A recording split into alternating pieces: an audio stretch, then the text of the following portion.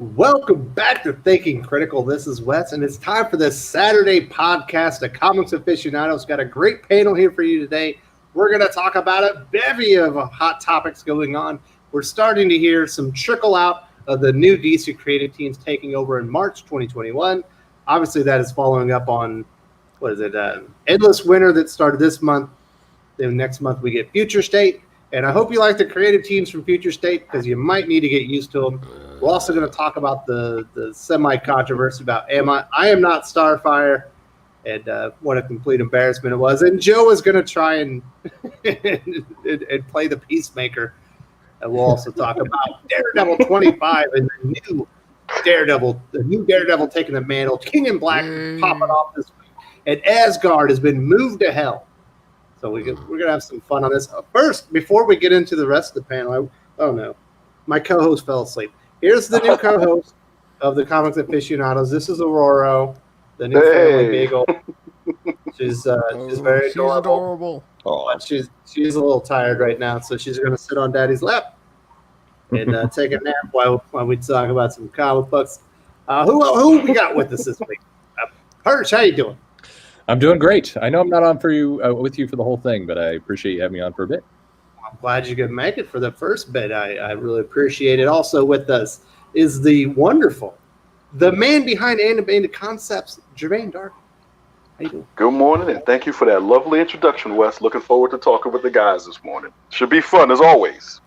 It should be fun. Next up is the independent writer, independent editor, award-winning editor, Joe Corral. How you doing? I'm all right, Wes. How are you? I'm doing great. Next, so who else we got? The curmudgeon of critical himself, Pele. What you doing, buddy? Yeah, whatever. To tell the truth, Wes, you got the damn dog for yourself. You didn't get it for the kids. Come on, be honest. Whoa. It's an added benefit. Okay. What am I supposed to do? I'm not going to lie. Beautiful, cute little dog. What the puppy? He got the dog so that he could demote me from. Oh, yes. Now I have a co-host who can handle the. She's eating the cord. Last but not least, the former co-host of the Comics Aficionados has been replaced by Aurora. Doc, how you doing? I am sad, but hey, if I'm going to get replaced by anything, it's a puppy. I'm good with that. I replaced a girlfriend with a puppy one time, so it's fine with me. That's an upgrade. Yes. I replaced another girlfriend with a new car. Okay. Something else that takes my money and doesn't. Let's get right into this. We knew what some of the new creative teams were going to be. They were going to be old creative teams. James Tynion is going to be staying on Batman. He's mentioned that he and Guillaume March are going to be doing like a spin-off series with, I believe, Commissioner Gordon. We also knew Joelle Jones was going to have her Wonder Girl series featuring the new Yara 4 character from Future State. But now we know Ram V is going to be doing a Swamp Thing series with Mike Perkins. That's obviously from Future State. He's writing Swamp Thing there. Robbie Thompson is going to be writing the new Suicide Squad, which looks like it's going to line up with the new movie that's coming out. There's also going to be a Peacemaker series, I think, on HBO Max. What else is out there? The new Teen Titans Academy. Who wrote that? Who's writing that one, Perch? Let's see. We got New Teen Titans Academy. Tim Sheridan and Rafa Sandoval. Yeah, Tim Sheridan. He's like a screenwriter. I think he's doing some stuff for HBO Max as well. And there's a Green Lantern series coming out from Geoffrey Thorne. He's also doing the Future State Green Lantern series. Perch, are you a little surprised that there's so much synergy between Future State and the actual new lineup of creators so far? A little bit. There was, at least we knew that there was word that Future State was going to give some writers a chance to catch up and really kind of get going on their new books. These aren't the main flagship titles. We haven't heard more about core Wonder Woman, Batman, Superman, other than what we'd already heard from James Tynion. So I think that we'll see what those line up with. But I mean, there was something in the pitch. I think now with fresh eyes, as we look at these Future State books that these creators are writing, they do have a little bit of a different feel, particularly like Teen Titans. We're seeing some dramatic changes for Nightwing and we're bringing in Red X and so on.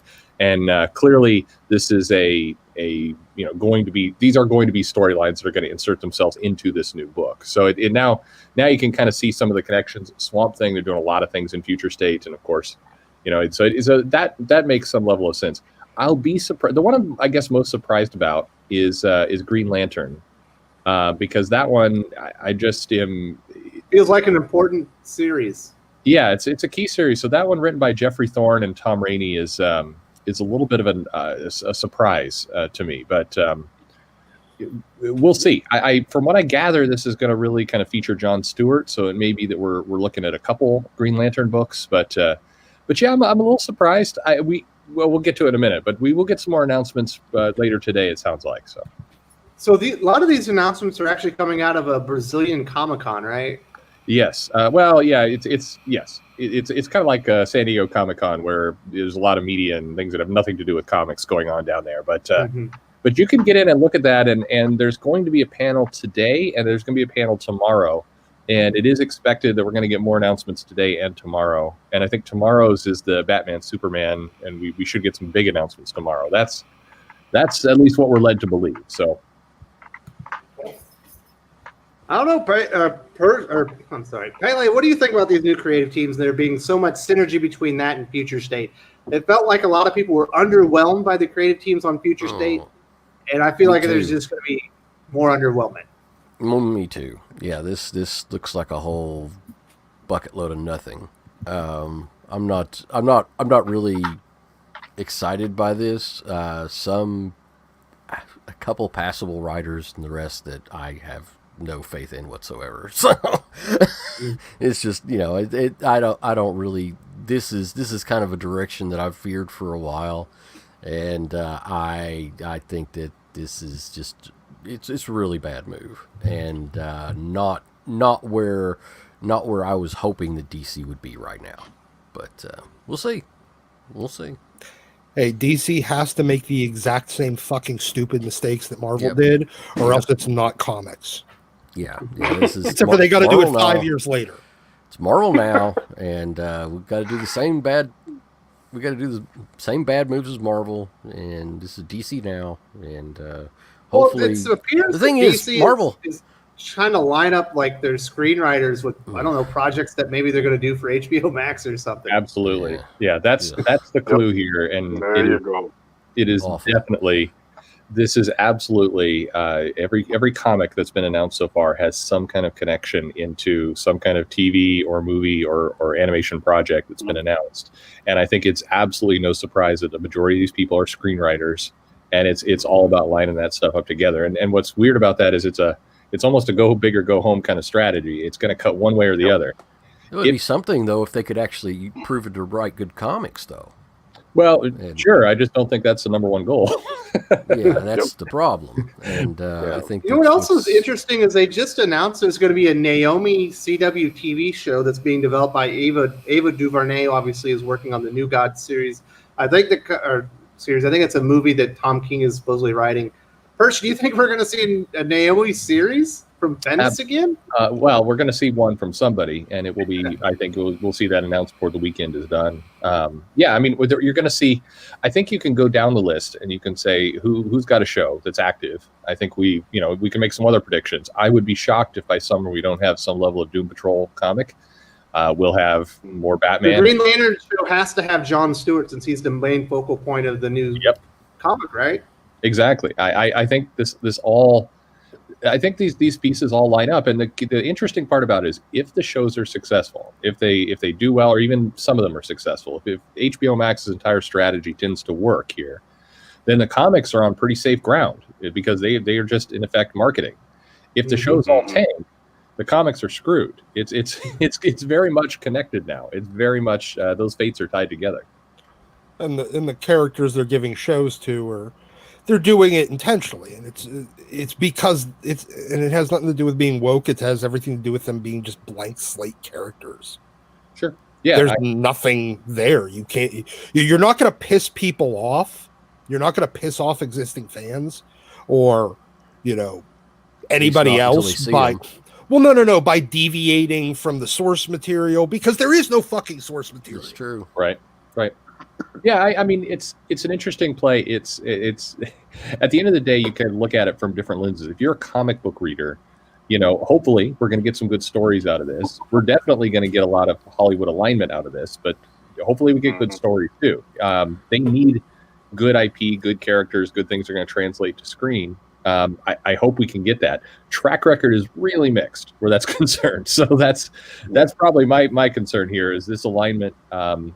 I think is smart in theory, but we haven't seen it play out terribly. Hey Joe, here's my concern. TV writing right now sucks because of the Netflix model. Everything is a 10-issue or a 10-hour movie that's just severely decompressed. Comic books are already decompressed. We're just going to get more of it. Am I being too negative? No, I think that's fair. This certainly isn't a sign that comics are suddenly going to be more concise. But I mean, what's interesting here is that it kind of feels like one of the ways this might be starting to turn more into like what we've been seeing at Marvel is continuing with these creative teams in like a short bursts. Yeah. And, I think maybe some of the strategy behind this is, well, we don't want to pull some of these creative teams if for some reason Future State ends up being a success with one of these books. But if this next creative team only has the next 6 issues locked in and this book bombs, we can just be like, oh yeah, no, they're just doing a few more issues and then the new creative team is coming in. Don't worry, like they could be set up for something like that, because I mean, again, we've talked about this stuff before, but it takes so long to make these comics, especially when you're dealing with, Big 2 Editorial and all that stuff. So they don't have the luxury of sitting around waiting to see if these 2 months are going to be successful. They can go forward and they got to be, a few months or so ahead. So some of these creative teams, if the book really truly bombs and no one likes it or the direction, 6 months after Future State, we might be looking at a different team anyway. Yeah, exactly. The only thing my customers will care about is are they going to ruin Batman? And because that's pretty much what they buy right now. And the other stuff, they might buy some other things. There's a few fans of Teen Titans, a few fans of the other various properties, but it's Batman, and as long as they don't butcher Batman, it'll be fine. Otherwise, if Batman goes down the hole, then DC goes down the hole. So it's really it's long-lived corporate synergy. I mean, it's the right approach. It's just that DC doesn't have the confidence or the goodwill that they're going to come through in the content part. So I mean, as a Teen Titans fan, this is just a further winnowing of that particular property, much like they pretty much killed Legion of Superheroes. And the fact that Nightwing is this weird mix of Deathstroke and Vigilante and Nightwing is just like it just doesn't inspire confidence. But I mean, in terms of the approach, like Perch saying, the theory is correct. It's just a question of whether the content's going to pay off. Exactly. This is the right thing for them to do, but maybe not with the right people, and maybe not with the right outcome. It's if you it's an all-in approach as well. Yeah, exactly.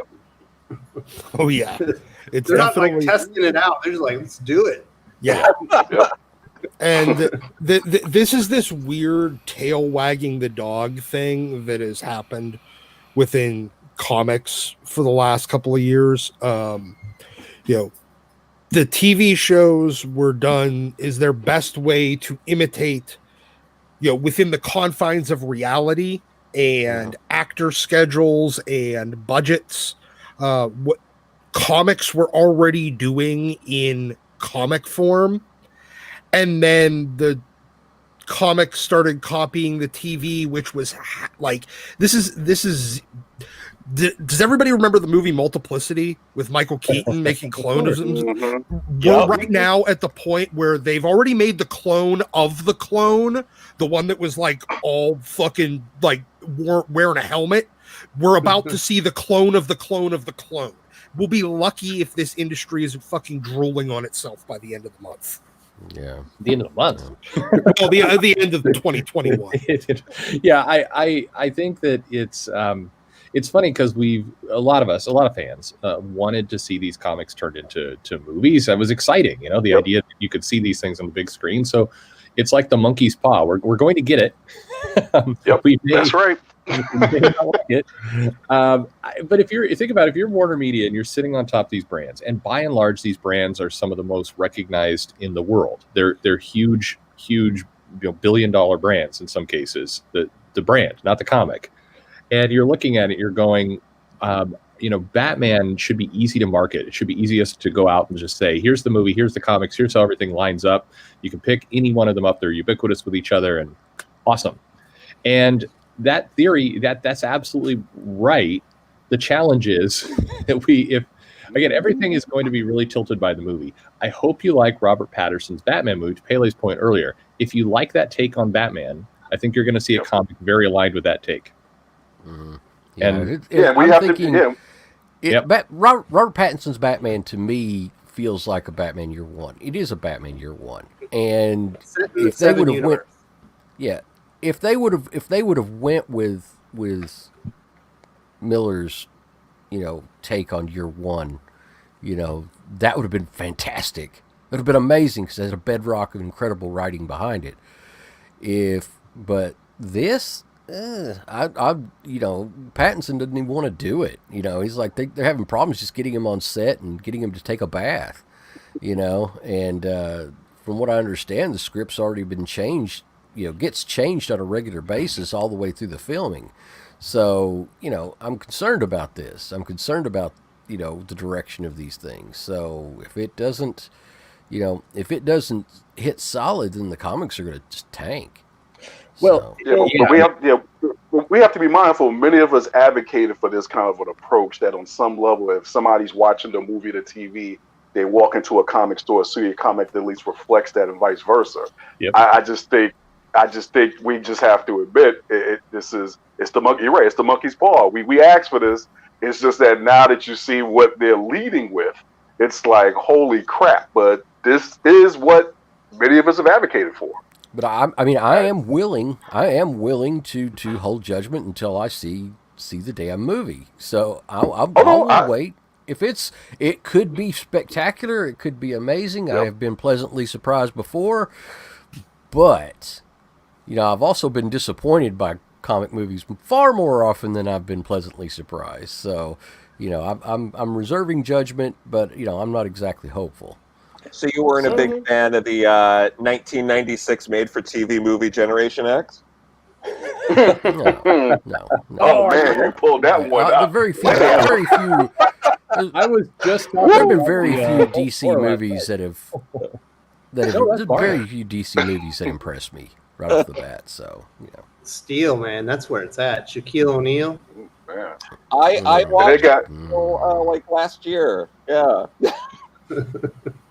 I was just. They got one last chance with Suicide Squad. I'm done with Suicide Squad after this. If they can't get it right this time, I don't know how you messed that up. Keep messing that up. The new direction of the comic books. You won't be able to get away from it. Yeah, I know they at least asked Ostrander if he wanted to do a cameo in the Suicide Squad. I don't know if he was able to do it, but they at least asked, which is nice. That's nice. Yeah.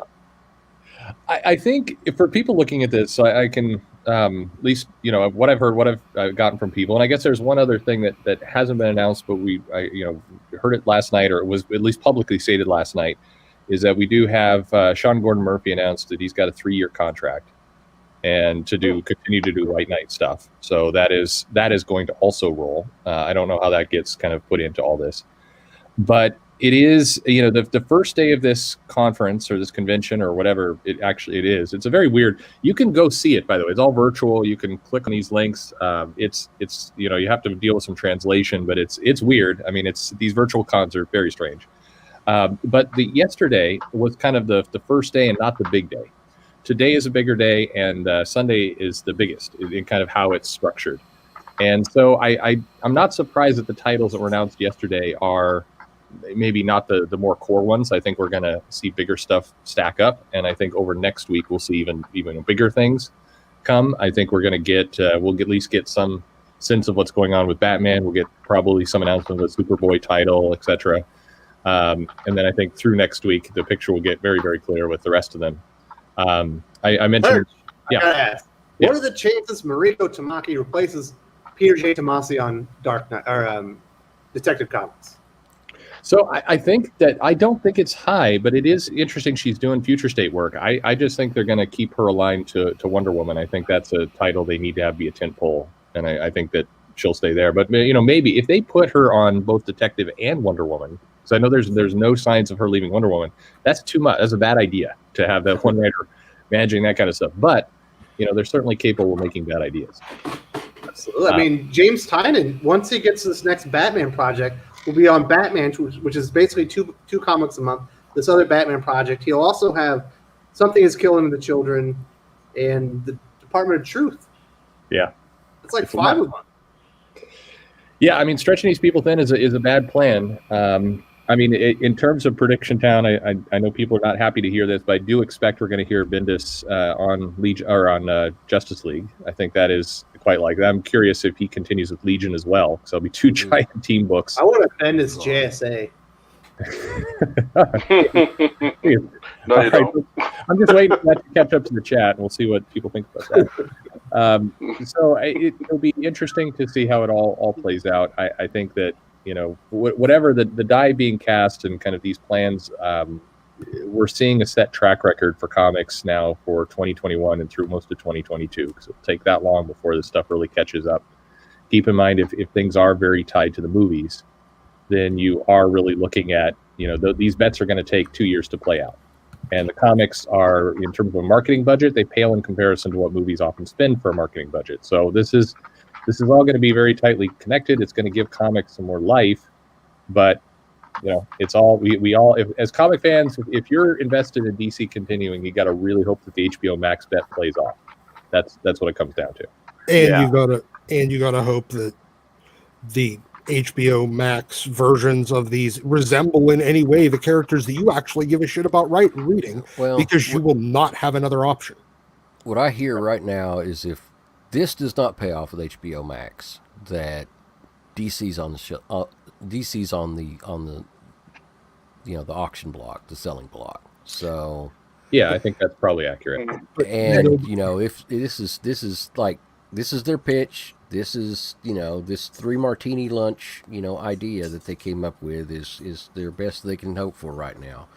And if it does not pan out, then they're going to sell out. And that's what I hear. And I've heard it from a fairly reliable source that that I'm heard from in the past on these things. So, but how are they measuring that? Are they measuring that based on the HBO Max subscriber rate going up, or on how the comics? That's going to be based on them double, putting the movies out on HBO Max and in theaters. Yeah, because honestly, Javain, you're exactly right. It's going to be based on HBO subscriber count. It's absolutely nobody is going to be looking at the DC is this title selling 50,000 copies or 20,000 copies. Nobody's going to be looking at that. Because based on what they're doing with HBO Max, I mean, they've pretty much almost got me all sucked in for that one. It's like I get to watch all these movies for free. Let's put it all in the center and see what happens. And we come back with what Pele said. If that's true, then there's no here. I will give DC the best offer that they will possibly get if they sell it the way that they're probably going to try to sell it. I'll give you $35 and whatever pocket lint because that's all you're going to get if you're not selling the fucking movie rights and television rights with it, because they won't sell those. Yeah. They can try to sell the comic rights all they want. There's nobody out there to buy them. One thing though that I never ever thought I was going to say ever is what a time to be a Peacemaker fan. No, right? There's that, everyone is, every character is somebody's favorite character, and there are a handful of people in the world right now that this is their time to shine. This is, Their friends said they were never going to get that Peacemaker show. Every dog has their day. Keep those. I'm just mad they jumped over Captain Atom. I don't understand how they did that, but that's okay. Right? How did this happen before, like, Booster Gold? Like, remember Booster Gold? Everybody loved Booster Gold, and now no one cares. If you're a fan of the Creeper, keep your hopes alive. It could happen. There you go. Oh, but it's God, it's a shame though, because Ditko's not alive to see them ruin the Creeper. That's true. Yeah. That's a blessing. Where's the fun in that? But Booster Gold had a good concept at one point with the whole fixing time thing. So I was surprised when either a TV series or something didn't come out of that. At one point when I think Jurgens was on it, he had a good high concept in terms of that, Yeah. There was good stuff with Booster Gold, and people really liked Booster Gold and Blue Beetle together, and it was fun. But I guess it's comics, so you can't have fun. So there you go. People like Booster Gold whenever he guest starred on a couple of episodes of Smallville.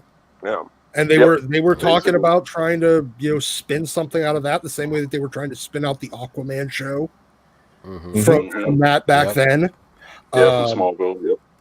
But no, I mean, if this doesn't work for them, they can try selling the comic rights. It's not gonna, unless they throw in the movie and television rights. Good luck. No, I think it's full scope. If you play that out, it's so a couple of things. I mean, first off, this bet is minimum 2 to 3 years, and to be in the 2-year camp, you're talking about an insane implosion. I think HBO Max's success is probably they're probably in good standing because of this theater announcement. Now, that may have some bad long-term consequences, but a lot of people are going to jump over this year, and all these numbers are aggregated. Nobody's going to be saying, "Oh, you subscribe to HBO Max to see, to see the Tom and Jerry movie." That doesn't count. I mean, it's all the same user. We're concerned. And I mean, that's the reason why they're pitching all their movies into it. All the movies that they've already got in the can. That's the reason why they're doing this, and they're hoping that the TV shows can keep the people around after the movies hook them. Right. And if these shows don't, then 2 years.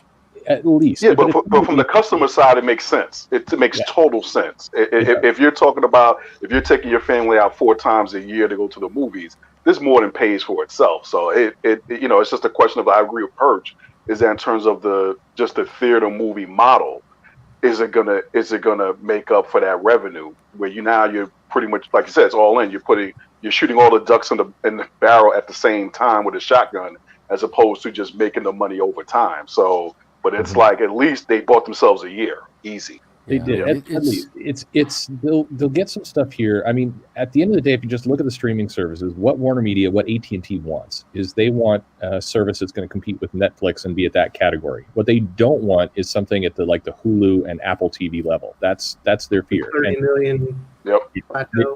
It's got to go big, and the only way, as they've seen in this business, if you go slow, it's death. You have to work twice as hard then to kind of gain the trust and change your perception. So this is, I mean, look at Disney. They want Disney Plus, and they want Disney Plus numbers, and everybody wants Disney Plus numbers. But they need Disney Plus numbers. They need a Mandalorian, and I just don't see a Mandalorian in any of that. It's the movies. Their strategy is not in the series, at least at the beginning. It's in, you're going to want to see these movies. This is the way to do it. You do the math, like Gervain said. That's how they're going to think. Disney has the big advantage. It's not so much the Mandalorian that brought all the people. It's parents going, I want to shut my kids up, and here's the entire Disney library on there. There you go. And then the Mandalorian happened to be the hook of the series. I think Disney believed they'd have like 3 or 4 series with that hook by now, and they obviously don't. So it'd be interesting to see how Disney plays out next year. But HBO Max is a good bet for them. Yeah, and trying to get me to pay $30 for Mulan when I'm already paying whatever I'm paying for Disney Plus, I'm not going to do that. But this thing over here, HBO Max, my only regret is I pulled the trigger on my 14-day free trial too soon. If I had waited, I could have watched Wonder Woman for free. But that's the only thing. But are you kidding? It's like, sign up with a different email account. Yeah. Thank you, Doc. You just saved my life. Life hack from Doc right there. No, but why is all this important? Because the comics are all wrapped up into this now, and so it's like I said, nobody is going to be looking at the sales numbers for this title versus that title. It's all in how this stuff translates over. And then the other part, and this is weird, but you gotta. I'll try and explain as quickly as possible. One of the things Netflix has done that's been successful for them is they've lit up properties in other regions outside the U.S. They've had teams kind of create content for that region. They've gotten some love in that region and gotten, honestly, some money from the governments in those regions to fund those films as business works. And one of the things they said explicitly yesterday is that DC's content library is very exciting to them because there's so many properties that they can get a lot of these going in other regions outside the US, non-English, get them made, get them then produced into the series, and they're trying to replicate what Netflix has, where you have all these different content offerings coming almost every other week, because they're filming them and they're producing them in all these different areas with different budgets and different time, and they're able to create a global strategy. And you keep hearing Warner Media and DC say that. So we're going to have to pay a lot more attention to these expos and these shows overseas, and I think you're going to see a much more global look at DC. And before you wince, some of these shows I think are going to turn out fun and good, and some of them are going to be absolute garbage. And you just at the end of the day, you just hope it's the right mix. Well, are they still going to be produced by the same teams that do the Arrowverse? Because that crap is not for adults. Guggenheim? No, it's there's a mix. I mean, Guggenheim will do some, but they're going to be. I think the explicit message yesterday was you're going to have multiple different teams and showrunners and production groups kind of doing things all simultaneously, and that's how they're going to get to scale. And man, I just want some DC anime. I do. Because that's one of the big things on Netflix is all the cool anime stuff. They already own all that stuff. Yep.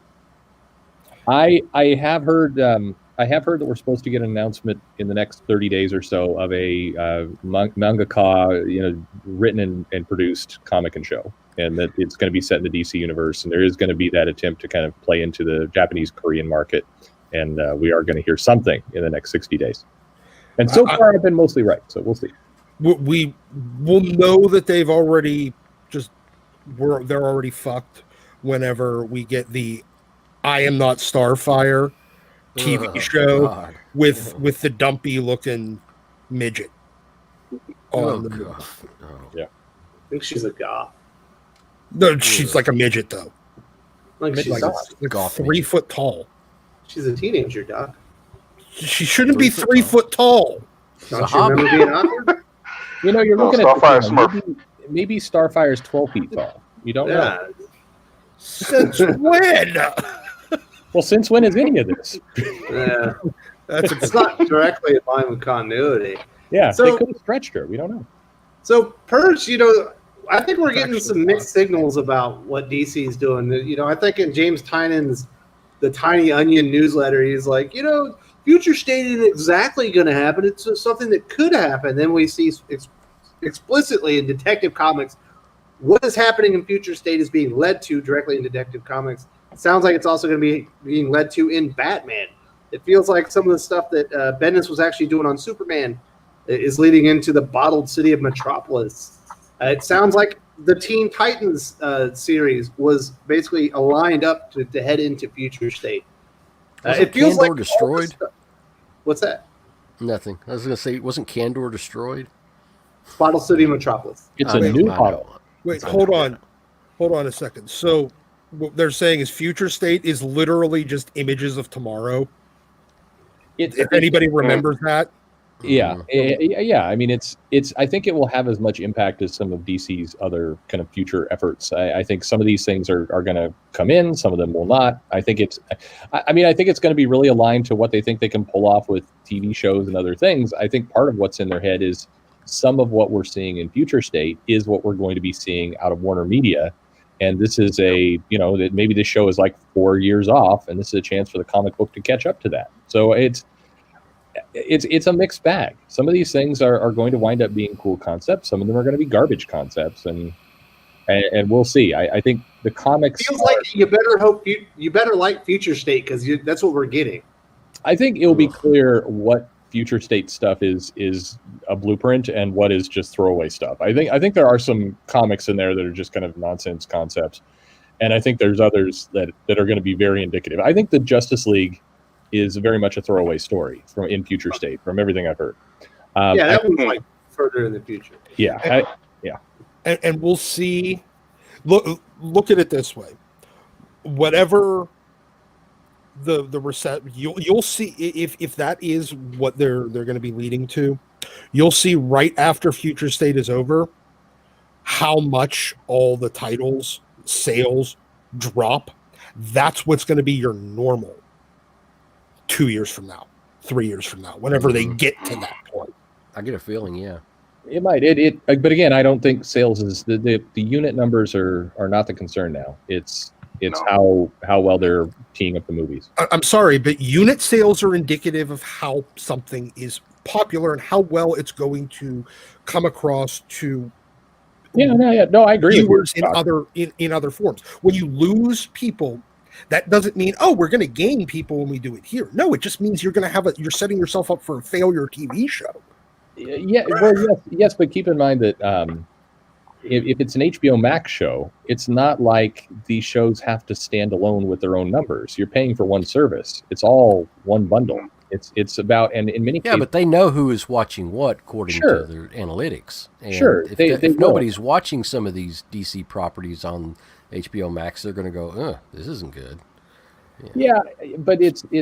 I mean, there's other factors in there too. It's how cheaply they're being able to be produced. Part of it's a volume play as well. One of the things Netflix done that's been successful is to show you, hey, we've got a new series out every week. I think people at HBO have come to the conclusion that we need something out there new every week, so the service itself feels new and fresh, even if some of those things are not watched. Which, keep in mind, none of what I'm saying is as saying, "Yay, let's have some shitty shows out there." Absolutely not. It's just it's a different play. We're going to have to recalibrate how we think about the numbers. And for those of us who are in the comic business or running comic shops or doing that kind of stuff, definitely we're going to have to think about how we order, because that's we can't rely on, hey, Batman's a good property, it'll definitely always sell. We're going to have to be a little bit more clever about how we're doing it and listen to our customers more. DC's future state, entire future relies upon who they pick to play the live action yard floor. That's all I'm going to say. I think that's all I'm going to say. Because I'm a fan for life if they pick the right one. Absolutely. It's a mixed bag, and I think it will. I think if you want to see DC printing comics and putting them out in the market, I think these announcements and everything else should give you some confidence that you will be able to hold a printed copy in your hand of a DC comic for well into 2022. Will it be a good comic? That's a completely different question. That's a different question. Yep. Amen.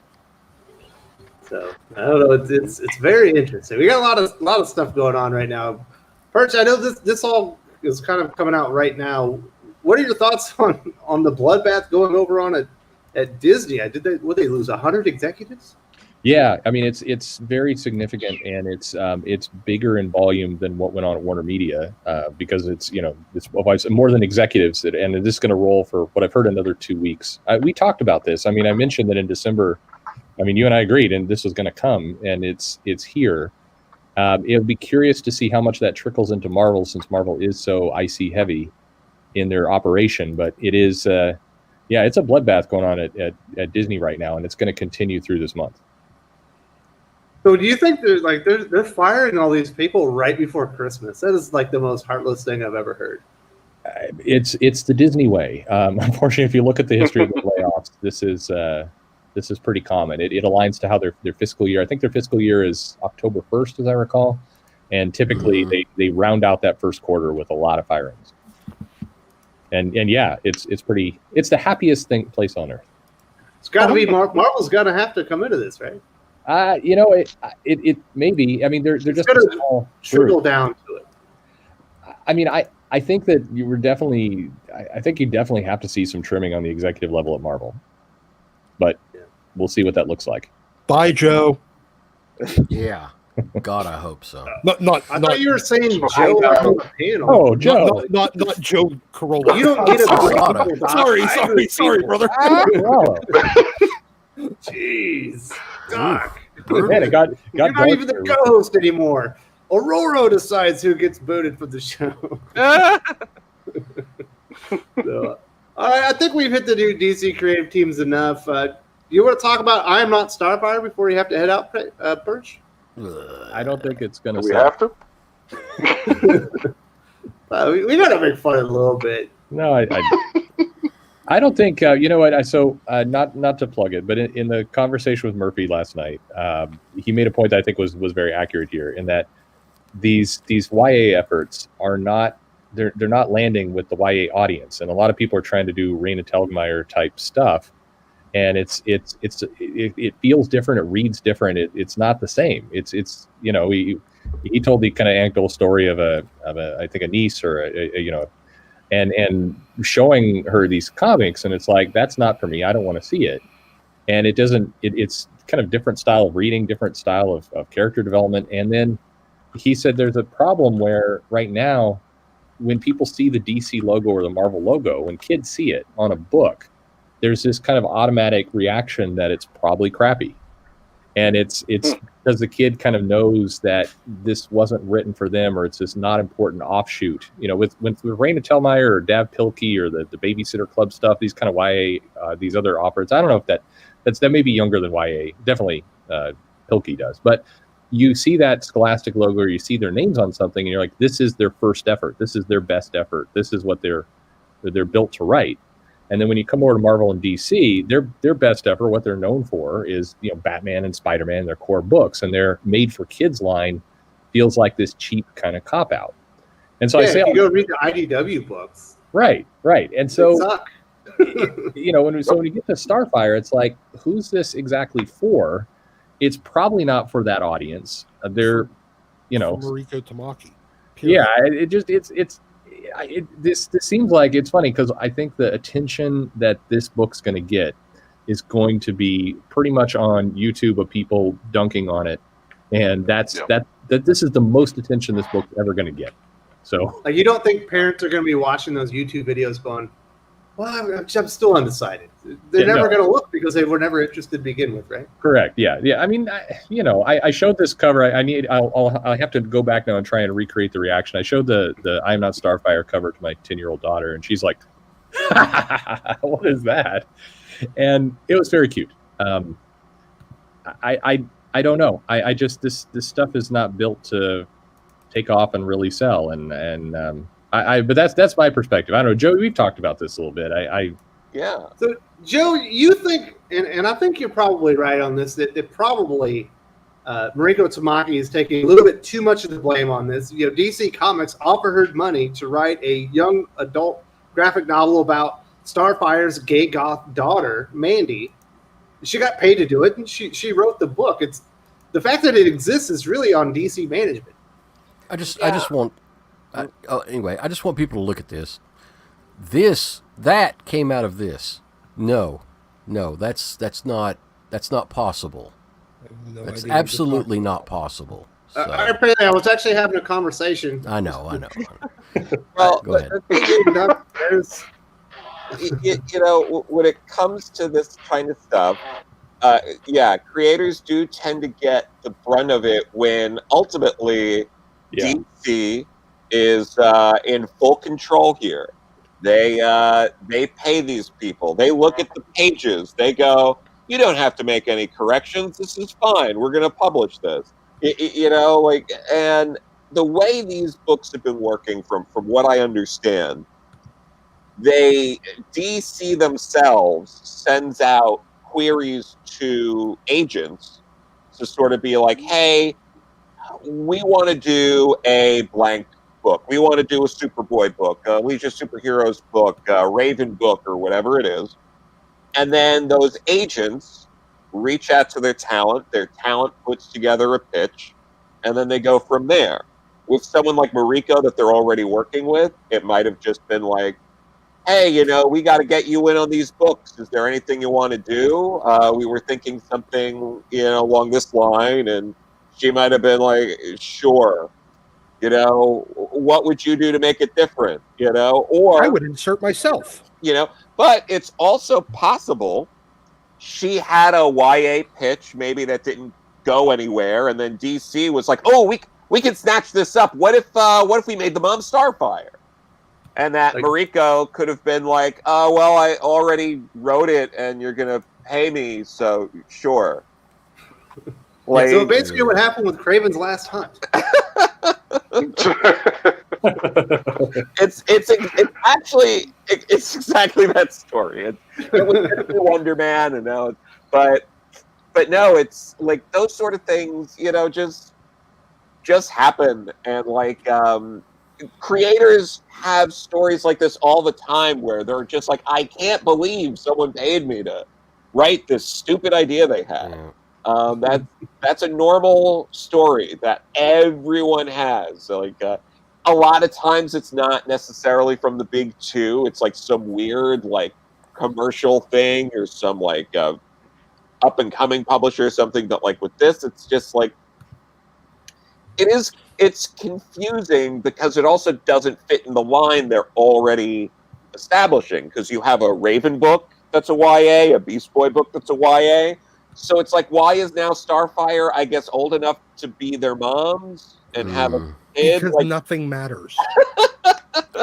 Somebody mentioned that Penguin is the father. The Penguin is, that makes sense. Okay. I'm not being. That's smart, Joe. Yeah, that's a good point. Yeah, you know, but honestly, if this was the Penguin's daughter and this was a story about a young girl overcoming, you know, her destiny to be a villain or something like that, that's a story that has been done to death, but would have at least been something where you could look at that and be like, I at least understand where that came from. Yeah. Like, there's enough blame to go to everyone for this. DC for paying for it. They get plenty of blame because they actually said, yes, we will do this. We will pay you for it, and we will publish it.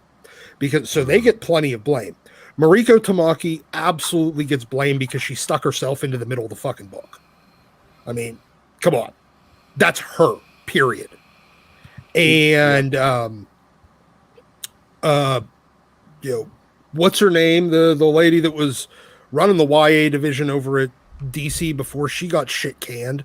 Michelle Wells. Yeah, Michelle Wells. She deserves plenty of blame for it. And, well, she's already taken DC's blame for it by getting fired because this book was already done before, you know, she greenlit this long ago. So, Gervain, you have daughters that are in the demographic that this book is supposed to speak to, right? Young adults? Yes.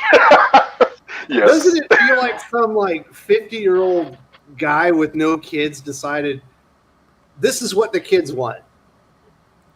Okay, so as an almost 50-year-old guy, if I was a decision-making thing, the first thing would be is that if you're pitching this to my daughters, they just would not recognize this version of Starfire. Their version of Starfire is the Teen Titans Go version of Starfire. It's hot. So it's already a non-starter to begin with. So I, as a parent, I'd be like, well, here, check this out. And they'd be like, well, that's not Starfire. Who's that?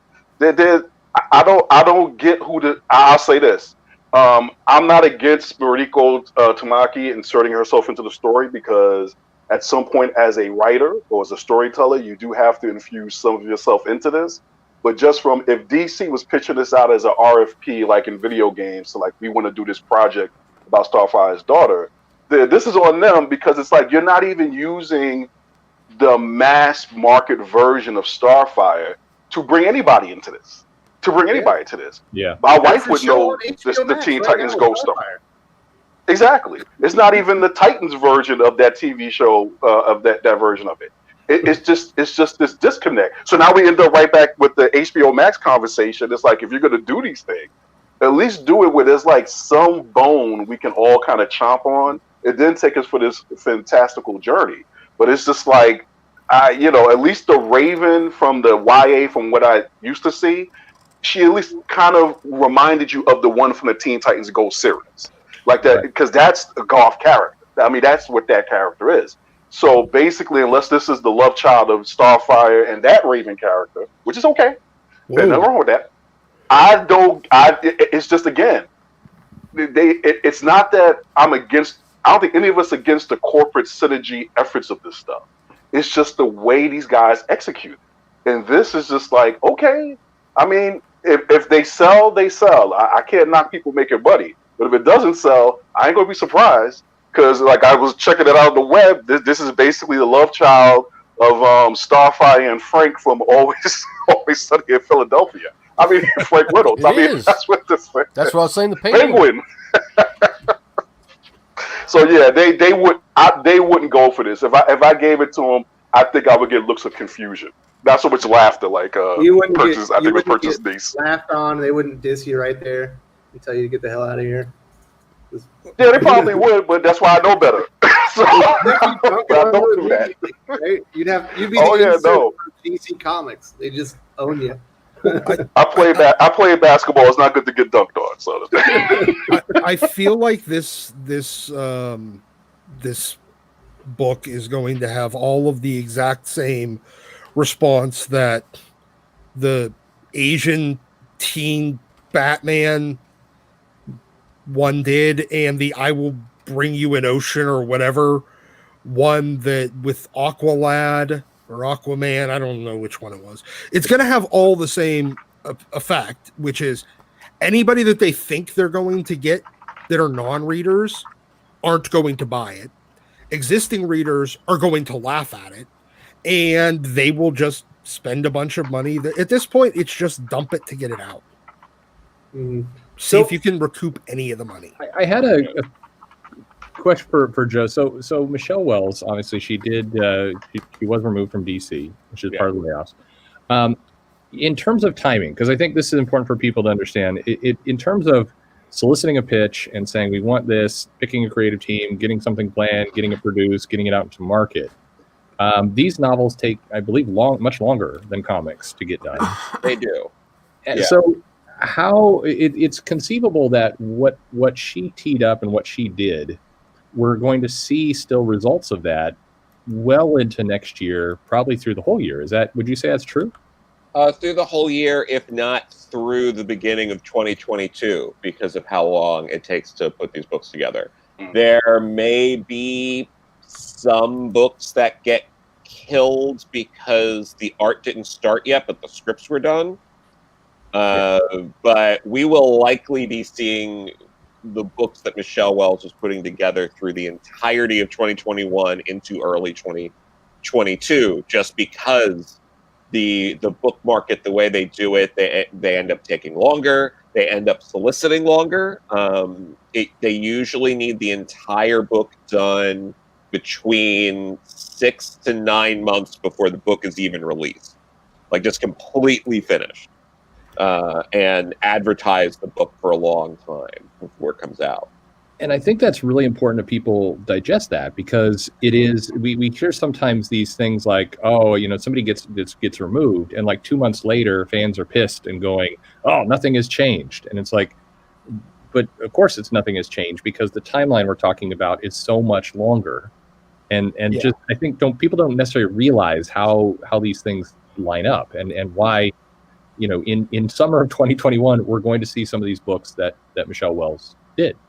Yeah, and we've seen this. It's very clear from DC that if they paid for it already, even if they're not 100% confident, they're going to put it out to recoup as much as they can.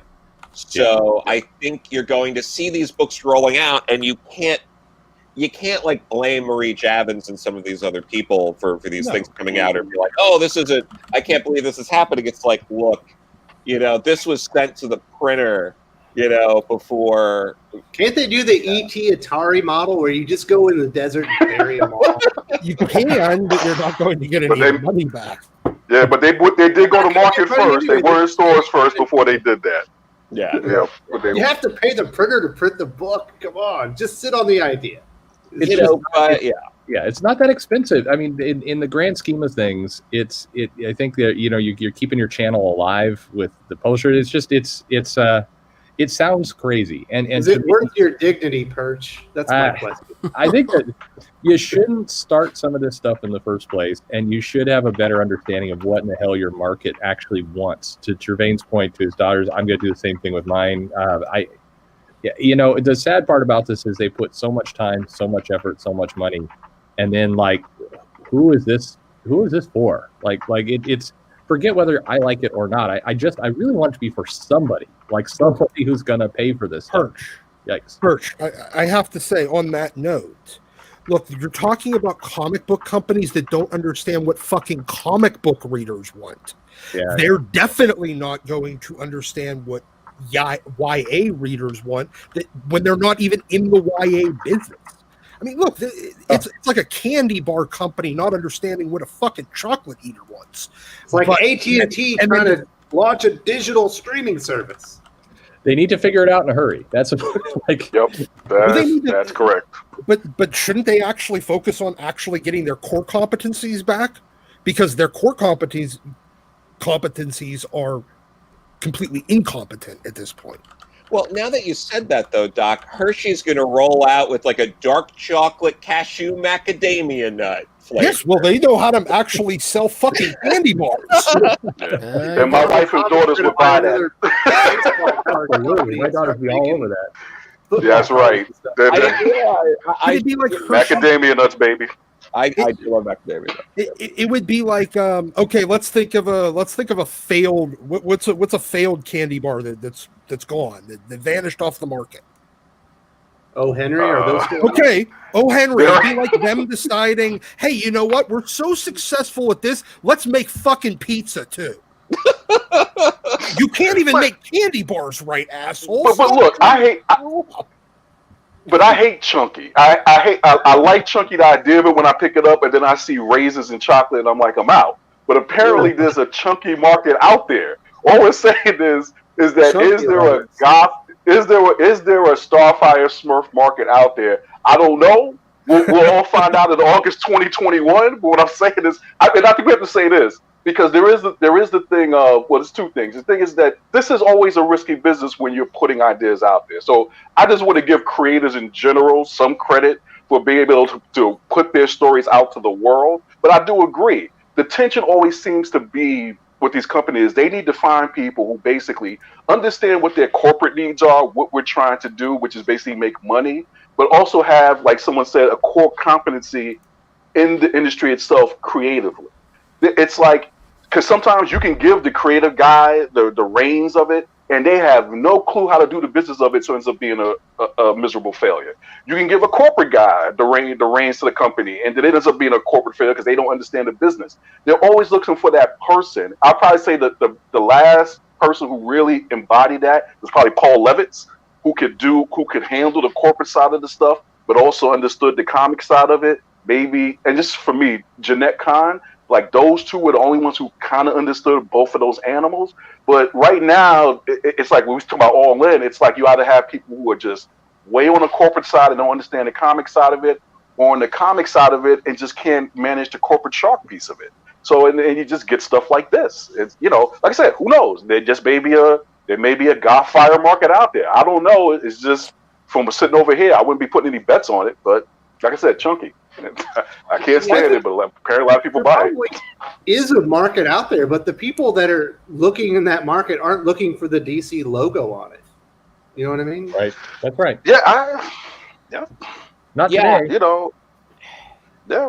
It's that I think something that we're going to see happen is the shrinking of the YA market, because a lot of these people coming later in the game don't seem to get that they let Scholastic get the stranglehold on the market already. Yep. And now Scholastic is like Band-Aid, people just, YA, you mean Scholastic. They go looking for Scholastic books. Yes. And they're not looking for these other things. And DC and Marvel, I think, are going to have a harder time. Like, it's easier to take something that is a little more for like teenagers and then make people think it's for adults than to take something that, you know, is for adults, and also say, oh, and this is the kid version. It's a harder sell. You know, it's like, we're going to put out YA books of, remember that movie, Man of Steel, where Superman savagely breaks the neck of a guy?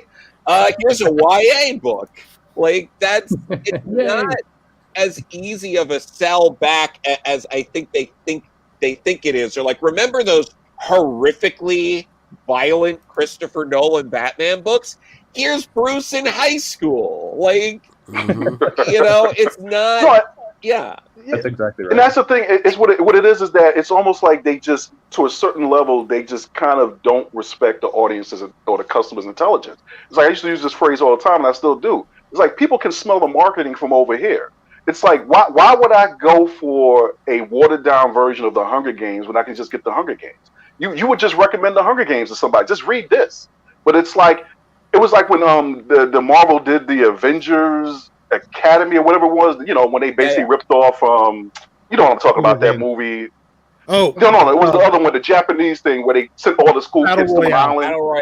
Battle Royale. When they ripped off the Battle Royale thing, it was just like, really? I mean, for those people who enjoyed that series, God bless you and your ministry. I'm just saying, I hadn't even watched the Battle Royale movie yet. I was aware of it, and I was just like, really? So you're just gonna and you know they do this. They say, well, we're gonna do a Battle Royale ripoff, and basically here's 50 teen characters we carry over the last 10 years that we don't use anymore. Have at it, Hoss. And I mean, if you're in it just for that, great.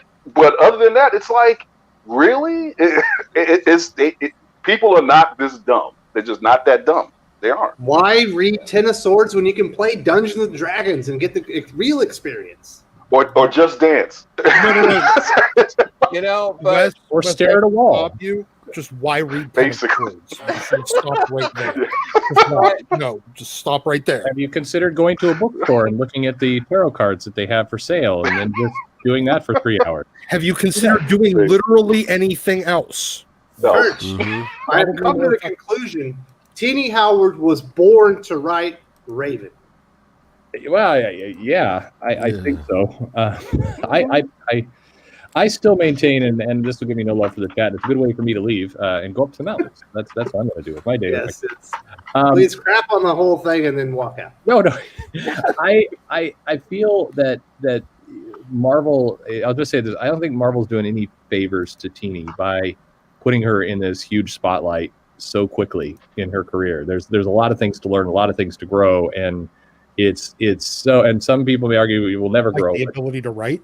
But it's too early. Like, you put people into this position, and Marvel in particular seems to take these people. It's like, oh, you have something we like. Quick, let's put you into a top-selling book and put a huge spotlight on you, and good luck. And I think, like, that regardless of the individual, that's not going to lead to good growth. It's going to lead to a lot of unhappiness and anger and bitterness, and eventually they get rolled out like 3 years later, and they're super pissed, and then there's angry interviews on the internet, and they wander over to DC and do something shitty there, and it's like, this doesn't help people. Like people, for God's sake. Oh well. Sorry, I don't. Raven out of the park. Yeah, you're going to keep seeing them. That's the thing. I mean, we say, oh, well, but I mean, like, it's not like they're going to vanish completely. They're going to continue to be around. So, I mean, I just would like these companies to do even like the same level of kind of mentorship and support that, say, McDonald's does for people who run the shake machine. Like, that would be a good plan. McDonald's fires the people that suck at it, though. Yes, they do. Listen, the shake machine is actually pretty dangerous. They don't let you play with that thing on day one, because you could lose a finger. That's true. And it's always also broken. Just train people a little bit. I mean, I don't know. Yeah, I agree with Birch. Yeah, absolutely. That's what you have to do. Fire incompetent people and stop giving them other assignments too. Then mentorship and progression is important. There's many parts to this that I think are absolutely broken for sure. Absolutely. So I don't know, that'll do our DC discussion. We talk about the new DC creative teams and I Am Not Starfire. Now, before we get into Marvel, I do want to say this. If you're enjoying the video, you haven't given us a thumbs up. What the hell, man? You've been here for an hour. Give us a thumbs up. You know, we're having a great panel discussion here. I think Perch is about to leave us here in a second. Perch, is there anything else that you needed to say before you bid us adieu? No, thank you, everybody. It's great to be on the show with all of you. I've missed a couple of weeks, so it's good to see you all again. And And yeah, and hey, I'll plug this. Joe and I and mostly Joe, it does an amazing retrospective of Legion of Superheroes. So if you love that Bronze Age, Hey, that's coming. You're gonna love it. What about Bendis That's Legion my of jam. Superheroes? That's the retrospective this guy's looking for. That's gonna One of the best issues. Yeah, I'll leave that to Joe to go answer.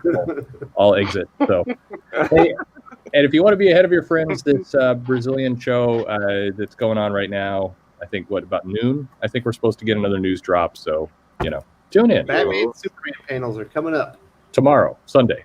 So anyway, it's Sunday here because never mind. See, you're all off. Yeah, It is what it is. All right, cheers, everybody. Take it easy. Thank you. Yep, take care. All right, let's move on to Marvel. There's a big status quo change this week. I know I was personally really excited for it. I thought Daredevil 25 was like a 4.5-star comic. I thought the Electra becoming Daredevil completely made sense within the framework of the story. I thought they executed it well. When I saw the spoiler, I was like, it doesn't make sense for it being Daredevil. The motivations don't line up. But if you read the comic book, I think it did line up. I saw Pele, you were more of a naysayer. What did you think about Electra taking over as Daredevil? I wasn't really a naysayer per se. I was just, it was kind of like I saw it telegraphed like a mile away. It was just kind of like, okay, I thought what would have been intelligent is them to make Reader the new Daredevil. And, and they had kind of had everything lined up as far as, several, a couple different choices actually. And, but I think that the rah, go women go, people won, but it's not out of the realm. It's not out of the realm of believability. She's an established character within the lore. She's more than able to, hold her own in a fight. So, it is what it is. She's not blind, of course, but, I think that kind of like takes away. She has similar training. She could, yeah, but it takes away some of the man without fear kind of feel to it. He's always, fighting his fear, jumping off buildings while being blind. It's a bit of a different, it's a bit of a different thing, and she's going to fail. That's like part of the story, right? But, well, she doesn't know she's going to fail yet. So it's, it's fine. I think it's going to be fine. I think it's, she's not an awful character for this. Not an awful character to take the mantle, at least temporarily. It's, I was hoping for a different selection, but I think given the environment, it's pretty much the best we could have hoped for. What do you think about Karen's point that maybe he liked the development of Electra because she has to get over her fear of being good? She's the woman without fear. Okay, all right. Okay, that's one way to look at it. But I don't think that I still think that. There were other options out there, the whole thing with his brother, he's an awesome character. He would have developed really well in that. But did he get trained by Stick in the hand and all that stuff? Huh? Did his brother Mike Murdock get trained the same way Matt did? Of course not. That's what would have made it so awesome. He's still decent hand to hand, but he would have had to really had to step up his abilities, to be able to do the job. So it would have been interesting, somebody that did not have the ability to step into it and kind of really hone their skills in a way that, like Karen Page, jumping into the fire, so to speak. But somebody who's blind that doesn't have, as good a vision as Daredevil does as far as, the sonar and everything like that. So, it would have been very interesting in my opinion. But this we'll see where this goes. But I guess I'm just tired of, really cool characters being, feministized. It's just okay. Yeah, if it hadn't been done so many times before already, It's just It's Marvel's own fault because they keep doing it over and over. But I think Chip Zdarsky went a different direction here and actually did it quite well. Okay. Well, I mean, everybody's opinions, and I'm hoping that it does turn out well. So, well, you read the issue, right? It was okay. Well, there you go. It wasn't terrible. No, it wasn't awful. It was not an awful issue. I'd give it a solid 3 out of 5. It was above average Marvel comic. It was fine. It was fine. You know. All right, Joe. Did you read Daredevil 25? I did. What did you think about the execution on it? I thought it was I thought it was a solid comic. I read it. I had some thoughts, and then I watched your review on it too, and mostly the same sort of things. It gets extra points for not ending on the reveal and actually having a few pages. That's a good point. Of her being that character, because oh my god, how many times do they tease that where like nothing happens in an issue and then something's gonna happen but you're gonna have to wait till next month. So that was good.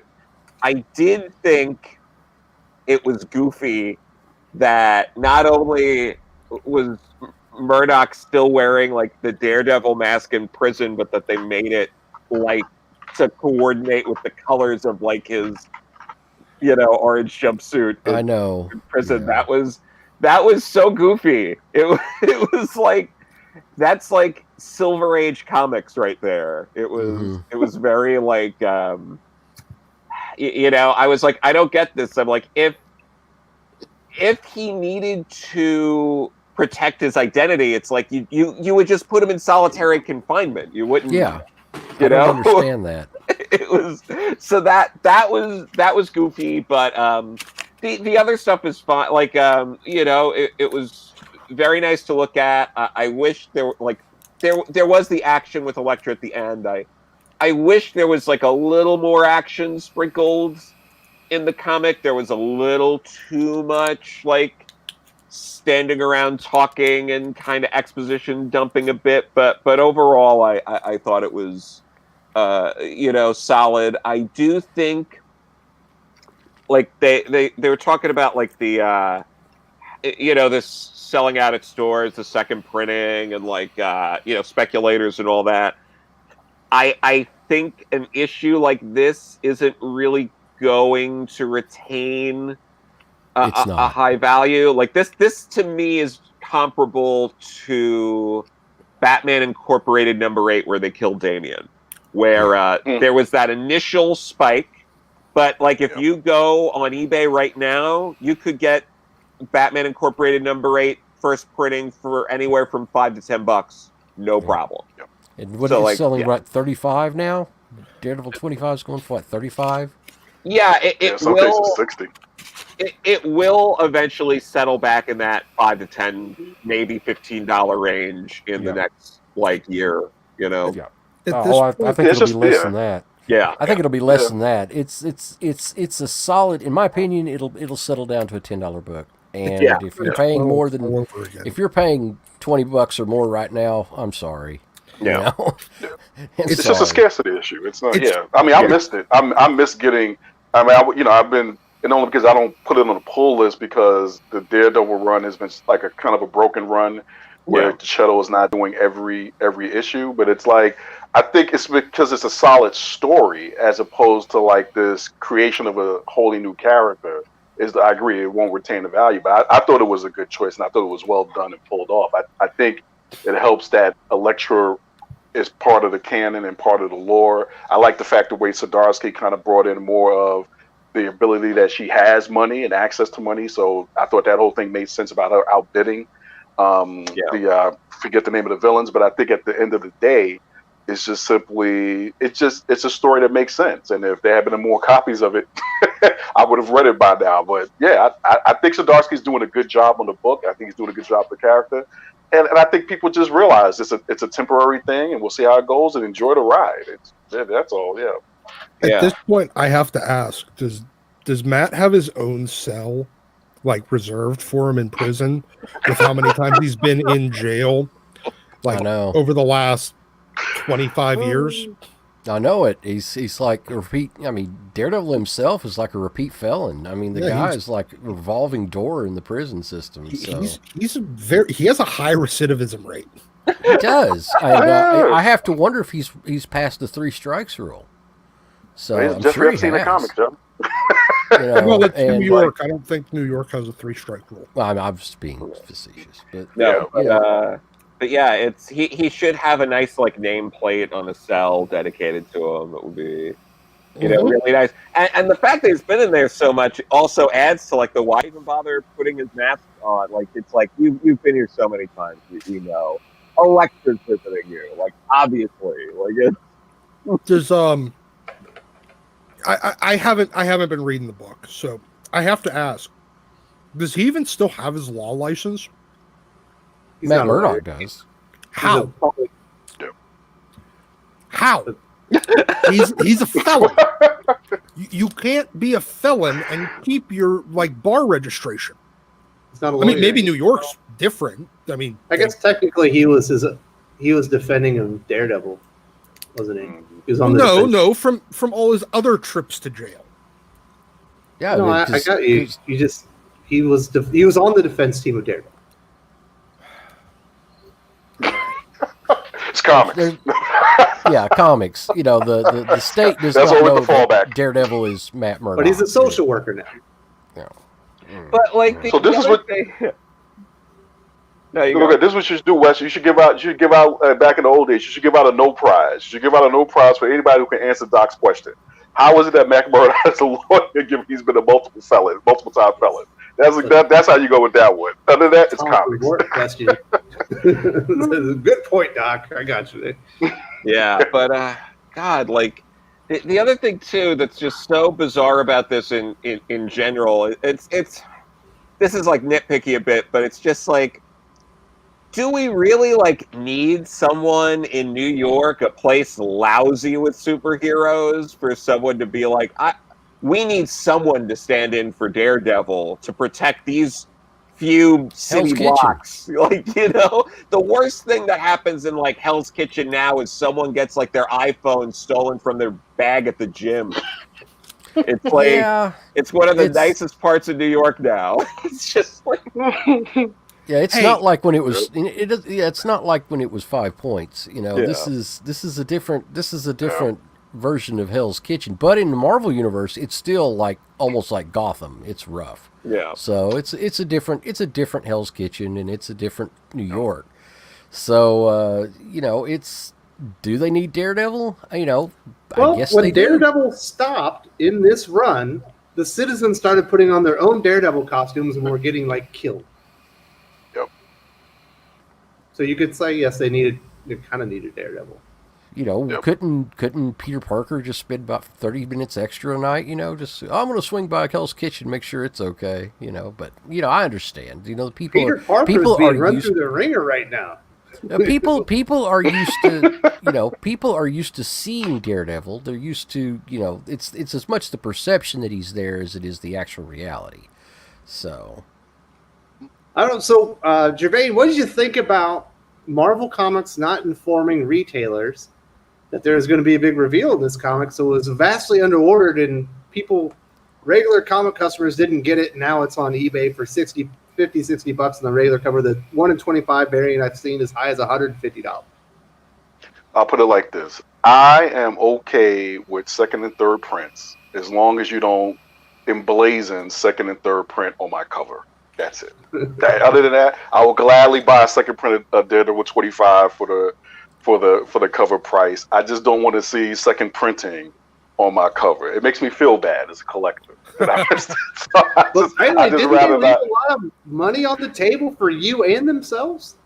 Oh, I mean, no, not really. I mean, exactly. We ordered enough. I mean, I really ordered the frack out of this book, and.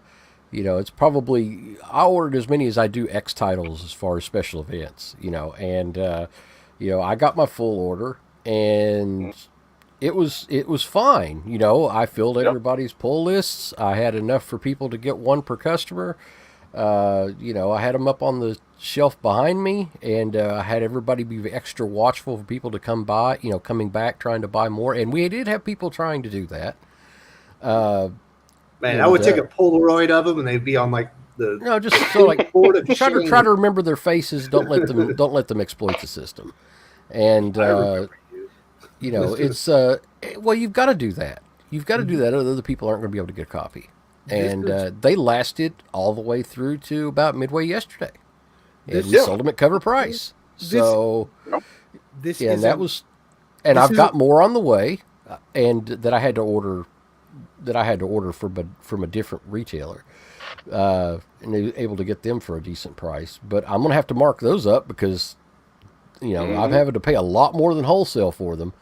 So, I think I've got 20 more copies on the way. Probably going to put $50 on them or more, But the people did get an opportunity for 3 days to come in and buy it at cover price. So this isn't Last Ronin. This is X-Men 12. Yeah, basically. Yep. No, like I said, I think it's just as a reader, kind of like a collector. It's like I'm perfectly fine with owning a second or third printing of a book. I just don't want to be reminded of it every time I look at the book. And if you guys, they can handle that. I'm great. When I go to look for, sometimes when I go to look for it and I realize, oh snap, I bought the variant as opposed to the other one, I might make an effort to do it. But it's just like, it's at this point, I agree with Pele. There was plenty of opportunity to buy this book and get it. So for the people who want to speculate, knock yourselves out. But for everyone else, the second printer is on its way, and you get to see what all the fun and hurrah's about. So, the comics are meant to be exploited. Let them sell. One per customer is lame. Mm-hmm. Oh, come on. I know somebody's being that they have to be facetious on that. It's we probably did have people that were able to sneak more than one. I'm not a hall monitor. I do the best I can. But, the only way that somebody walked out with more than one copy is if they bought one of the incentive variants. So, man, I'd be wearing a wig. I'd have a fake mustache on. I just call the police. I look like a Ninja Turtle. You're gonna go in there. You're gonna go in there like it's fucking Mission Impossible. Yeah. And then get my second copy. So, of course, we have enough guys wearing dresses that come into the shop these days anyway, so. Fairly commonplace. Certainly is here in the Philippines. All right, so what's the other big stuff going on in Marvel? King in Black kicked off this week, and it felt exceptionally hopeless. Doc, did you read King in Black? I know you enjoyed Absolute Carnage. I bought it. I haven't had a chance to read it yet. Oh, God. It's the big screen, man. I know that they had a secret variant for it. They did have a secret variant. There's another thing, Rayleigh. I know you hate secret variants. Let's hear about it. Mm-hmm. Oh, he found it. Found it right off the bat. So it's not a big deal. And pulled those to the side and gave them to the people that had the pull box. It was the same seniority situation. And not everybody got one. And I'm fine with that now. It's just the way it works. But I hate it. Still hate it. Don't like it, but that's just the way it goes. But we did order so many copies of it that, I think almost everybody that had it on their pull list got one. So, I think we did order 500 copies of that. So, and it sold extremely well. It's blowing out, and I loved it. God, I loved that. It's, I know it looks really bleak at the end of it, but I just like the way that it unfolded during the comic. And I thought it was drawn extremely well. And the artwork is great. A lot of splash pages. They were pretty dope. They, the whole Sentry thing, I did see that coming a mile away because I knew that would be exploited. What happened would be an exploit that would probably occur. But, it was fantastic. It's fantastic. It's a good setup. I see where Cates is going with this, like a mile away. But I enjoyed the first issue. So, we're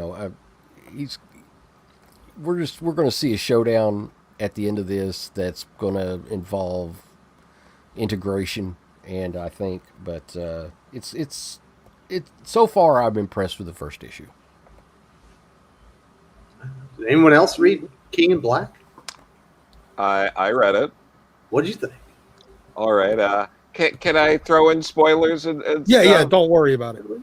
Oh, okay. Yep. So We're spoiling Stand a it. chance. yeah. We're So spoiling it. it's it looks great. Like you're saying, the splash pages were great. It's like Pele was saying, you kind of see where things are like. There's a lot of like showing your hand through the whole thing. It's not subtle. No. I don't think anyone would argue that King in Black is a subtle comic. It's a popcorn comic. It's meant to blow your hair back.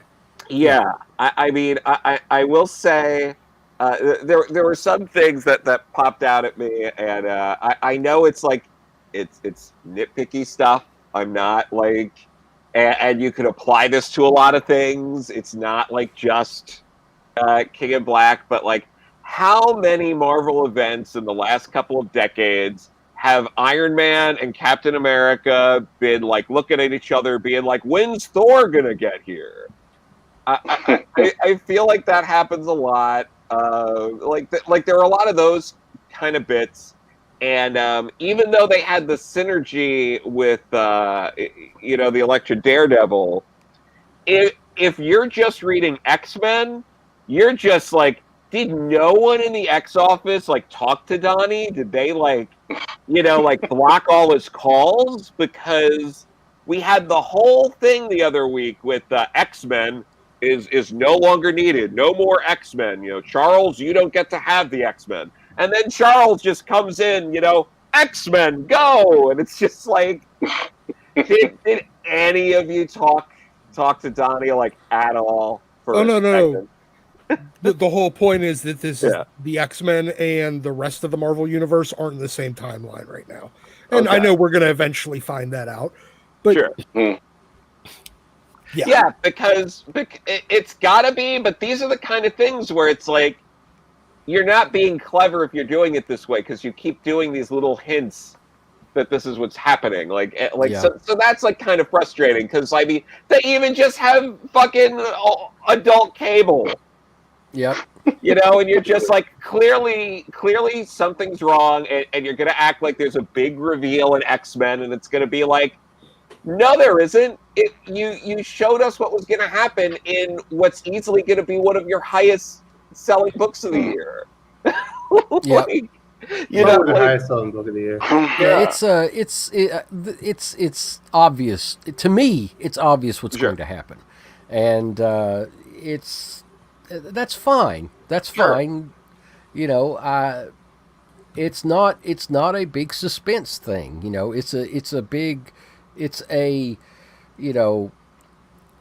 I guess the best way to put it is it's a big extravaganza. It's a big event of great epic proportions. To be enjoyed as a big huge thing. But it's not. This is not a mystery. So people are wondering what we're talking about. Okay. Go ahead, Joe. No, with and Doc could talk about it too, but just the way that Hickman's X-Men has been rolling out has been very like there's been this like mystery. House of X, Powers of 10 really set up this idea that there are multiple timelines with Moira, and it's sort of been like, which one of Moira's lives is all of this happening in? Is this in sync with the current continuity that's happening now, or are the X-Men involved in something else? So we've seen X-Men be involved in other events like Empire as well.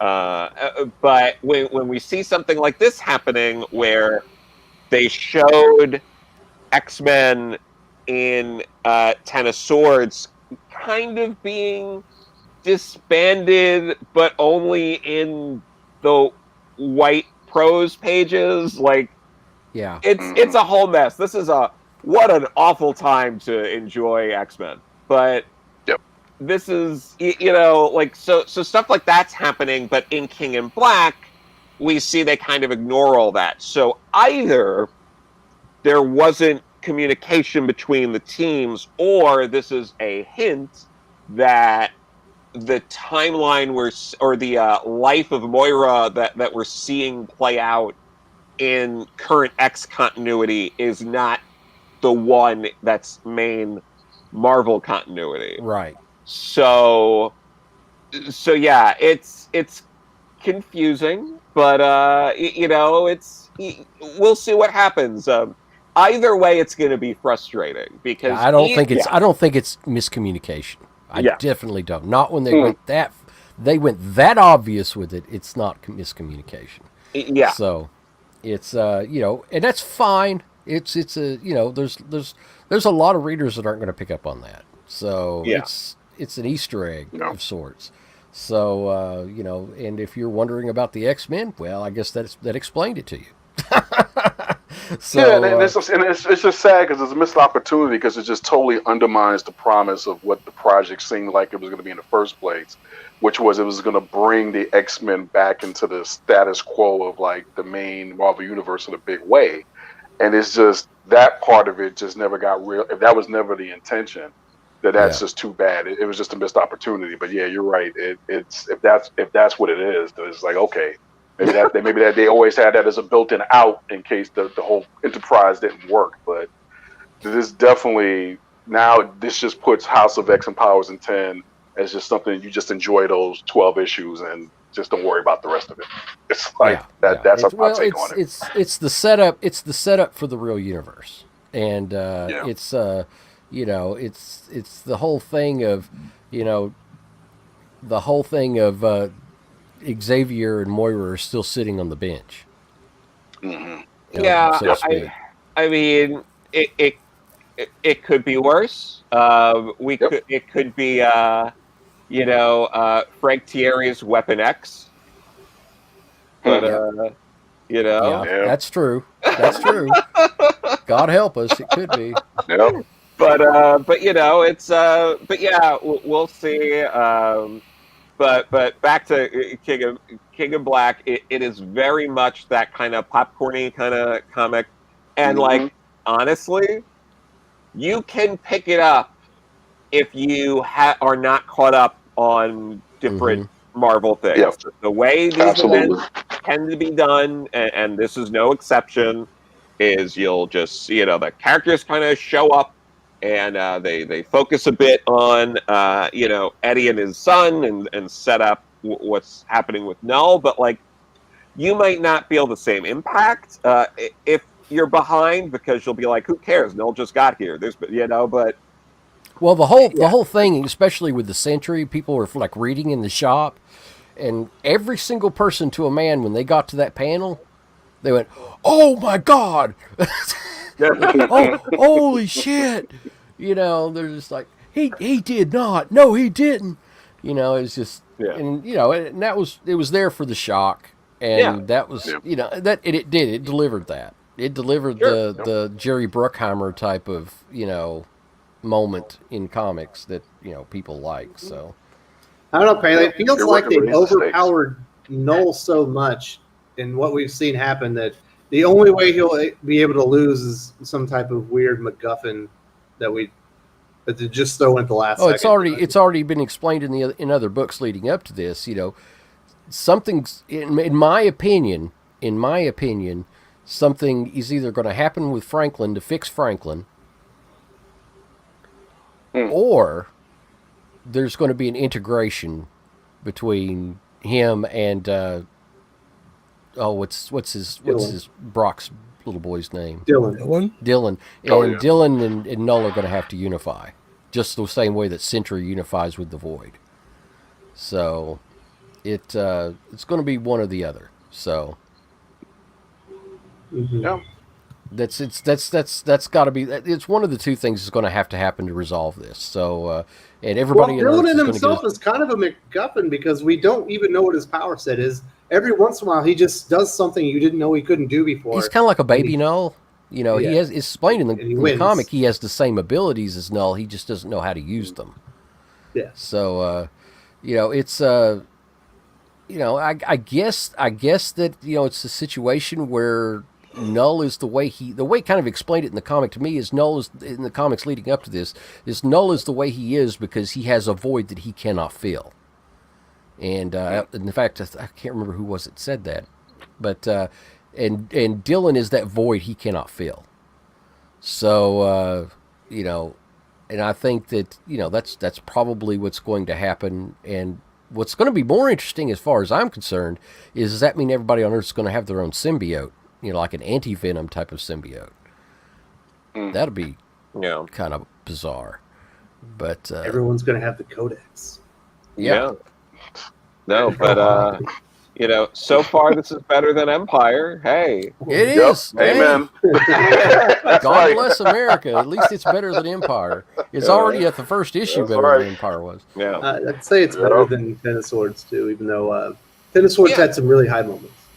Yeah. Overall, I mean, if this doesn't end up being better than Ten of Swords at the end of this is just going to be a miserable year.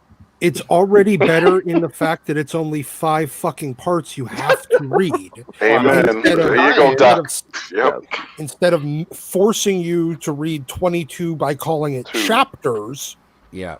And then realizing that 21 and a half of them were pointless because by the beginning of chapter 22, you were at exactly the same point you were halfway through chapter 1.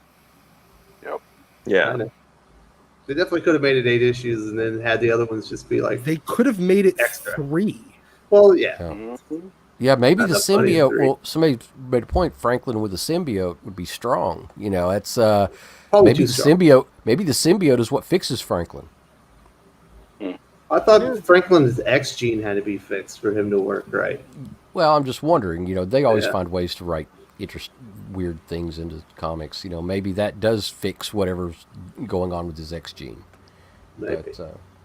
But Alright. that could be interesting. So You guys mentioned earlier that Thor is a no-show, and the reason is because he's been stuck, in his quiet place while it's Pierce. What's the guy's name? Pierce. Who's the human that used to be Thor? Donald Blake. Eric Masterson. Donald Blake. Donald Blake. Donald Blake has reemerged. Thor is stuck in the place, and one of the first things Donald Blake has done is he's sent Asgard straight to hell. Mm-hmm. What did you think about that, Paley? I thought that was a pretty crazy reveal, right? Yeah, that's like that caught me off guard.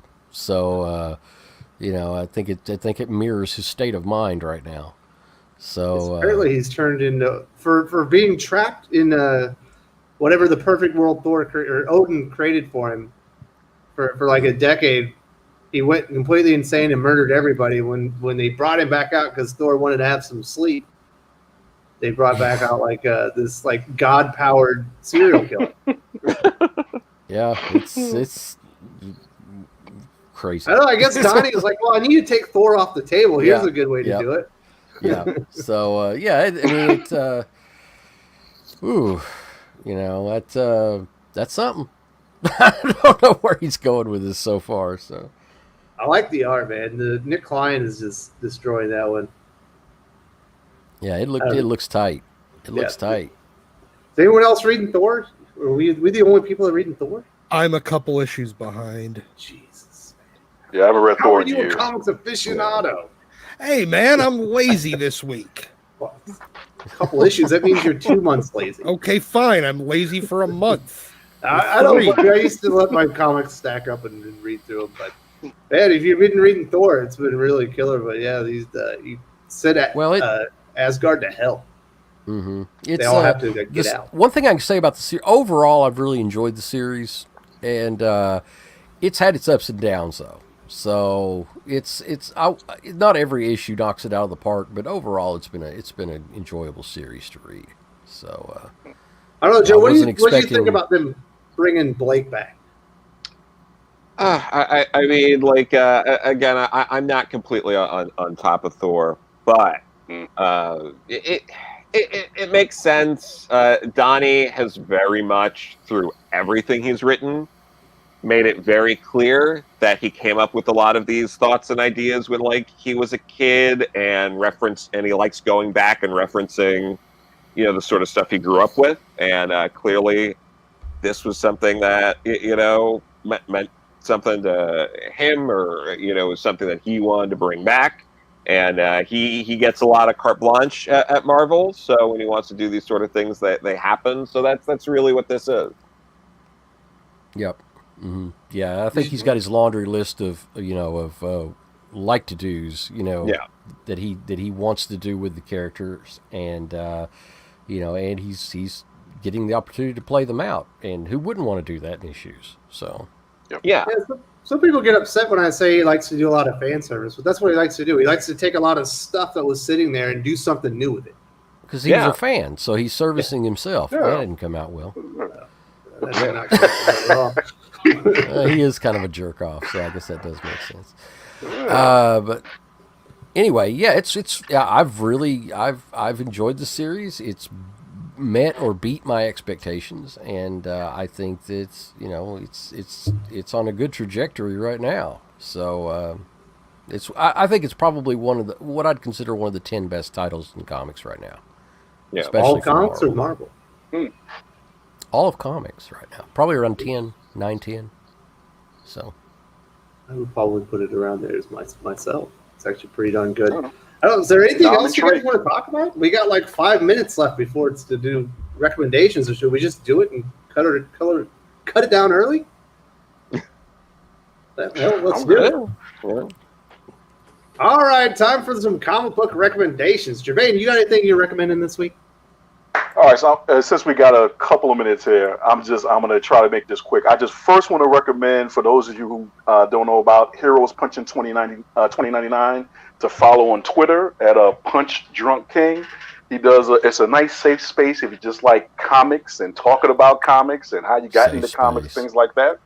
Yeah, safe space. That's right. I need a safe space on Twitter. I also want to recommend Pocket Con, which is a con that's here in Chicago. They're having a virtual event today. It's a POCKET, and it's CON. For those of you who are SJW adverse, just give it a minute before you ease yourself into it. But check it out. What I like about it is that it's partly sponsored by the Chicago Public Library, and they do a great job of introducing young people whom we need into comics. And then for recommendations for comics, Legends of the Dark Knight, in terms of oldies but goodies. That whole run, there's something in there for everybody. I think for the most part, we all love Batman, but there's a lot of great writers and artists and combinations thereof, creating a lot of good basically standalone stories featuring Batman. So I definitely recommend, if you've never read Legends of Dark Knight, definitely do a back issue run on that. And then I'm going to recommend for a modern comic, but I'm going to say Juggernaut. I'm enjoying Juggernaut because I like Ron Garney's art. I'm not sure where Fabian is going with the story. I don't get the high concept yet, so I'm giving about another 3 issues before I bail. But Juggernaut, I've just really been enjoying Ron Garney's art on that. So that's my one recommendation. I'm up to about issue 3 now, but I'll give him about 3 more if he kind of tells me what's the point. But that's my recommendation, is Juggernaut. Yep. It's over at 5. Also, it's a miniseries. Oh, it's a miniseries. Oh, then I might take that recommendation back then. Okay. No, it's a fun. I thought he was. No. It's still a fun book. It's a fun book. It's a fun book. All right. Okay. So I'll stick with Juggernaut then. I didn't realize it was a mini. All right. Yeah. I like the art as well, but I'm with you. I was like, where's he going with this? Yeah, where's he going with this? Yep. We only got like 2 issues left. I didn't know that. Oh, okay. All right, Joe. I've been waiting for this. What Bendis Legion of Superheroes issue are you recommended today? Oh God. The $3.99 that stays in your pocket, right?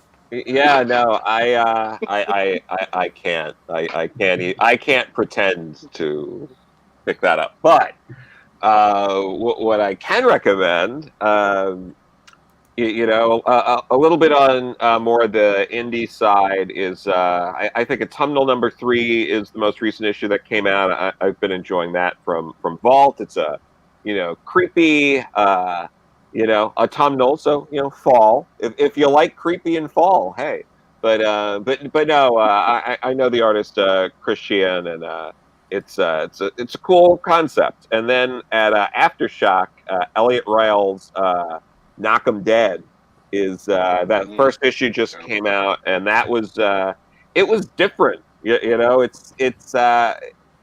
It involves a guy trying to like break into stand up, going to like improv or open mics and stuff like that. And there's supernatural elements, and it's cool if you want to try something new. Over at Aftershock's been putting out some really solid stuff lately. I do that with Big Two kind of stuff. I'm still really enjoying Mariko Tamaki's Wonder Woman. I think she's doing a solid job with that. It's not necessarily, shocking twists and turns all around, but it's been a fun read. And in terms of older stuff, sticking to Wonder Woman. A few months ago, they came out with a trade paperback, Wonder Woman: The Last True Hero, which is like the first year and a half of the William Mesner Loeb's run, and that's great if you like that, and if you prefer back issues and you don't get trades, issues. Wonder Woman Volume 2, issues 66 through 71, is the whole Wonder Woman in Space miniseries where she's fighting the Khund Empire, which is Mesner Loeb's writing and Paris Collins doing the art. So those are, I think those are my recommendations for this week. Awesome. All right, Doc, what are you recommending this week? Hellions. I think it was issue number 7. Hellions is great. I'll let you know whether or not I think King in Black should go on there. Otherwise, I did not buy a lot of stuff this week. I mostly back issues.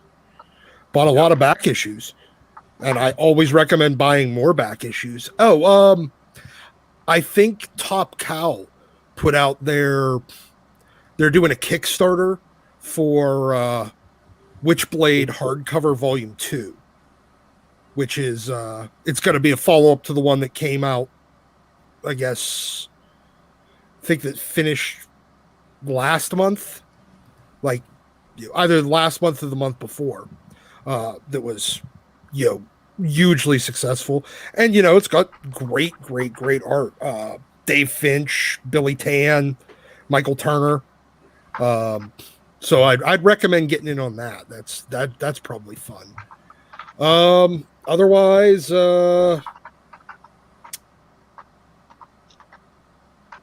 more back issues. Oh. What the hell? I always has obscure comics. No. Witchblade and Hellions are not obscure comics. Come on, guys. Doc, you're being difficult with the viewers. He's got a point. All right, Paley, what are you recommending at the shop this week? Okay, Deceased Dead Planet's my recommendation. If you are a Constantine fan, because it's like deceased and it's Constantine and it's my favorite DC series except for except for Lost God, which is King. I'm going to recommend, of course, King in Black. I really enjoyed it, probably more than everybody else here. The one that I'm going to recommend that may kind of catch people off guard is Endless Winter, because I think it's the tie-in to the King in Black that people aren't expecting. Well, there you go. It certainly has a lot of Thor stuff going on in there. Endless Winter. And I'll leave the rest of it to. I thought Endless Winter was the DC event. It is. Wait, then what? It's Justice League Viking. Bear with me. Okay. I think it's going to be interesting, the whole crossover Donny Cates thing. So keep your eyes open. There's going to be some interesting stuff that's going to come out of that. So, just my opinion. So we'll see. We'll see. All right, so I do want to say this. If you enjoy the stylings of yours truly, I am going to be over on Comics Quirks in about 40 minutes.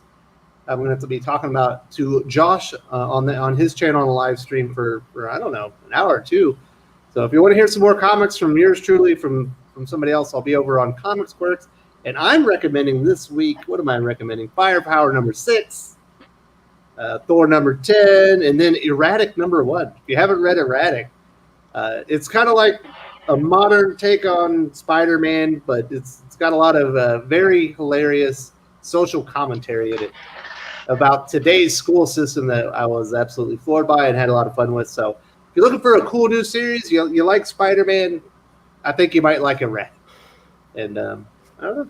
I think that'll about do it. Thanks, everybody, for joining us. Fatal J, you are fatally late, sir.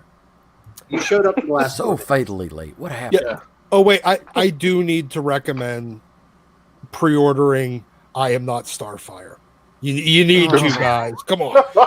Come on. Get it like all of the 5 sales that it's going to.